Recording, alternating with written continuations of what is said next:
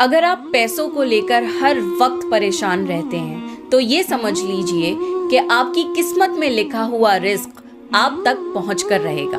اگر آپ 7 سمندر کے نیچے بھی ہوں گے تو بھی آپ کا رزق آپ تک پہنچ کر رہے گا۔ آپ کا رزق آپ کا ایسے پیچھا کرتا ہے جیسے موت آپ کا پیچھا کرتی ہے۔ اللہ الرزاق ہے اور اس نے ہر انسان کا رزق مقرر کر دیا ہے، اور جو فیصلہ اللہ کر دے وہ ہو کر رہتا ہے۔ اگر آپ کو کوئی اندازہ نہیں کہ آپ کا رزق کہاں سے آئے گا تو فکر مت کریے، کیونکہ آپ کے رزق کو آپ کے گھر کا راستہ پتہ ہے۔